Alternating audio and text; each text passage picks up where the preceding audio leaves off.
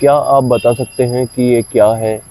गौर से देख कर के बताइए, अगर आपको पता है तो आप कमेंट कर सकते हैं, हालाँकि मैं वीडियो के बीच में बताऊँगा कि ये क्या है। हेलो एवरीवन, नमस्कार। जब आत्मज्ञान घटित होता है या फिर जब आत्म साक्षात्कार होता है, तो हमें स्वतः से ही पता लग जाता है।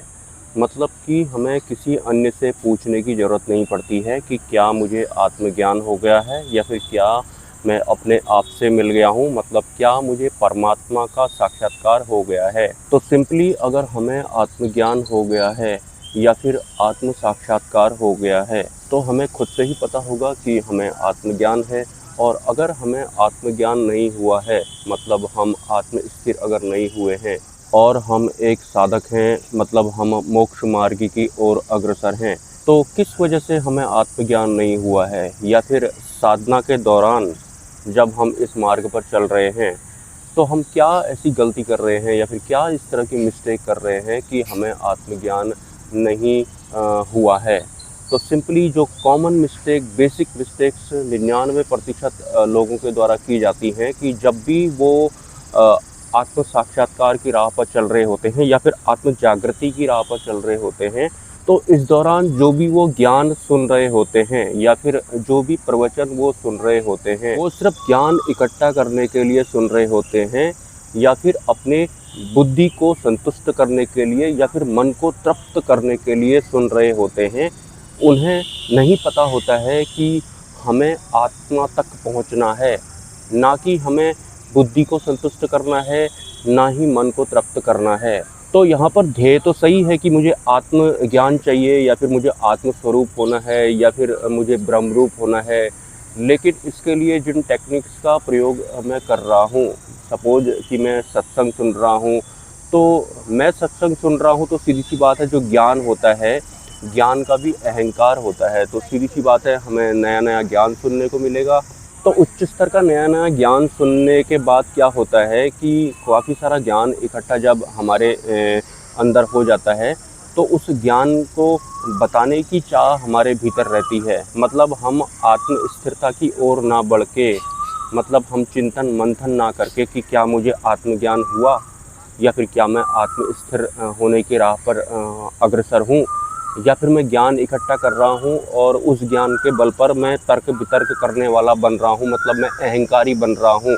ज़्यादातर साधक जो होते हैं, किताब पढ़ के, ग्रंथ पुराण कुरान वगैरह पढ़ करके वो अहंकारी बन जाते हैं, ज्ञान का अहंकार उनको हो जाता है, उसके बाद वो तर्क वितर्क करने वाले रह जाते हैं। मतलब आत्मज्ञान या फिर आत्म स्थिरता उनके अध्यात्म में शामिल होती नहीं है, वो भटक चुके होते हैं। जैसा कि मैंने वीडियो के शुरुआत में आपको बताया था कि आत्मज्ञान होगा तो आपको अपने आप से ही पता लग जाएगा, किसी और से पूछने की ज़रूरत नहीं है। लेकिन इस बेस पर भी साधक चिंतन मंथन नहीं करते हैं, वो बस उस राह पर बढ़ते ही चले जाते हैं, मतलब बुद्धि को संतुष्ट करते रहते हैं वो, और सोचते हैं कि हमारी प्रोग्रेस हो रही है। जबकि जब तक आप आत्म तत्व तक नहीं पहुँचेंगे, तब तक आपकी शुरुआत ही नहीं होती है। जैसा कि आपको पता है, जब हम ब्रह्मरूप हो जाते हैं तब जा कर के ही हम परब्रह्म से कनेक्शन साध सकते हैं। ये पहले से ही फिक्स होता है। मैंने बहुत सारे लोगों को देखा है जिन लोगों ने बहुत तरह के आध्यात्मिक ज्ञान को सुन लिया है, उसके बाद अगर वो कॉन्फ्रेंस में आते हैं, मतलब वो लोग एक ग्रुप कॉल में होते हैं, भले ही वो ग्रुप कॉल किसी भी मानव निर्मित व्यवस्था के अंडर में आ सकती है, जिसमें कि आध्यात्मिक चर्चा हो रही होती है, तो उसमें भी वो लोगों का जो मन बुद्धि चित्त अहंकार होता है वो स्ट्रीम कर रहा होता है। कोई भी चर्चा होती है अध्यात्म के मामले में, तो वो अपने वाले स्ट्रीमिंग को आगे करते हैं, दूसरा वाला अपने वाले स्ट्रीमिंग को ज़्यादा बेटर बताने में लगा होता है। जैसे कि 4 लोग हैं ग्रुप कॉल में, और वो लोगों को आत्मज्ञान से कोई मतलब होता नहीं है, वो बस अपना ज्ञान पेल रहे होते हैं, इससे ज़्यादा उनको समझ में नहीं आता है कि करना क्या है। तो अगर आप आध्यात्मिक ज्ञान सुन रहे हैं, आप या फिर सत्संग सुन रहे हैं, तो इसलिए नहीं सुन रहे हैं कि भविष्य में आपको किसी और को नीचा दिखाना है, अपने आप को ऊंचा दिखाना है, या फिर तर्क वितर्कों में आपको शामिल होना है। ज़्यादातर लोग यही गलती करते हैं और वो आत्मज्ञान से चूक जाते हैं। मतलब एटलीस्ट हमको आत्मज्ञानी होना है हर हाल में, और आत्मज्ञानी होने के लिए आपको, जब भी आप किसी भी आध्यात्मिक चर्चा में भाग ले रहे होते हैं या फिर आप गुरु के शरण में होते हैं, तो आपको मंथन करना है, कि क्या मेरी आध्यात्मिक यात्रा जो भी मैं सुन रहा हूँ, देख रहा हूँ, क्या वो सही दिशा में जा रही है, या फिर मैं अपने अहंकार को तृप्त कर रहा हूँ, बुद्धि को तृप्त कर रहा हूँ, या फिर दूसरों को नीचा दिखाने के लिए, या फिर मैंने ग्रंथ पुराण इसलिए पढ़े हैं ताकि कोई भी मेरे सामने आएगा तो मैं उसे ये बताऊंगा कि उस वाले ग्रंथ में ये लिखा है, उस लाइन में ऐसा लिखा है, तुम क्या जानते हो, मैं ज़्यादा जानता हूँ।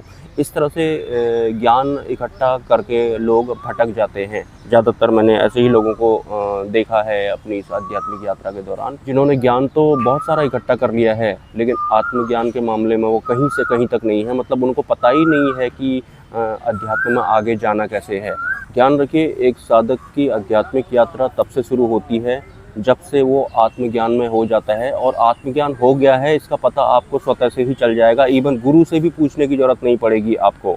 लेकिन आप पहले स्पष्ट होने चाहिए कि आप ये आध्यात्मिक चर्चा में भाग क्यों ले रहे हैं, आप सत्संग क्यों सुनते हैं। क्या ज्ञान इकट्ठा करने के लिए, बुद्धि को तृप्त करने के लिए, या फिर मन को तृप्त करने के लिए सुनते हैं, अहंकार को बढ़ाने के लिए सुनते हैं। अहंकार को आप नहीं बढ़ाने के लिए सुनते हैं, इस तरह के भी होंगे तो भी ऑटोमेटिक ज्ञान से अहंकार बढ़ता है। तो आध्यात्मिक जगत में कदम रखने से पहले ही आपको प्रिपेयर हो जाना है कि मुझे अध्यात्म में आगे बढ़ना कैसे है। और बुद्धि से जो भी लोग परमात्मा को या फिर आत्म साक्षात को समझने की कोशिश कर रहे होते हैं, वो लोग एक न एक दिन परमात्मा को गाली भी जरूर देंगे, या फिर भगवान को गाली भी जरूर देंगे। जो भी लोग बुद्धि से ज्ञान इकट्ठा कर रहे होते हैं, या फिर बुद्धि को संतुष्ट कर रहे होते हैं कि बुद्धि के थ्रू परमात्मा को प्राप्त नहीं किया जा सकता।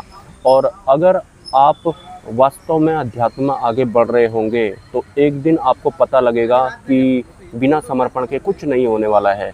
मतलब मुझे समर्पण करना ही होगा हर हाल में, तब जाके ही मुझे आत्मज्ञान होगा, या फिर परमात्मा मेरे भीतर से प्रकट होंगे। और समर्पण करने के लिए भी यहाँ हम पर्याप्त नहीं होते हैं। समर्पण भी हमें कृपा के थ्रू करवाया जाता है। मतलब हमारी हैसियत इतनी भी नहीं होती है कि हम समर्पण कर पाएँ। तो देख लीजिए आपकी आध्यात्मिक यात्रा किस वे में जा रही है, ये बहुत ज़रूरी होता है। ऐसा नहीं कि आप ग्रंथ पुराण पढ़ रहे हैं और अपने अहंकार को उसके बाद तर्क वितर्क के रूप में बाहर निकाल रहे हैं। एनीवेज, अब मैं आपको बताऊंगा कि ये क्या है। एक्चुअल में ये बादाम है, और इसे तोड़ना पड़ता है तो इसके अंदर से बादाम निकलता है। और ये मेरे पीछे आपको दिख रहा होगा, ये बादाम का पेड़ है। पहले मुझे नहीं पता था, तो मैंने भी ज़िंदगी में पहली बार बादाम देखा है। धन्यवाद। तो ये था आज का वीडियो। मिलते हैं किसी नेक्स्ट वीडियो में। सपोर्ट आप कर सकते हैं मेरे UPI नंबर पर या फिर मेरे QR कोड पर, और आप मुझे व्हाट्सअप भी कर सकते हैं। मेरा नंबर आपको मिलेगा किसी कमेंट सेक्शन में या फिर कम्युनिटी पोस्ट में। मिलते हैं किसी नेक्स्ट वीडियो में। नमस्कार, जय Swaminarayan, have a nice day.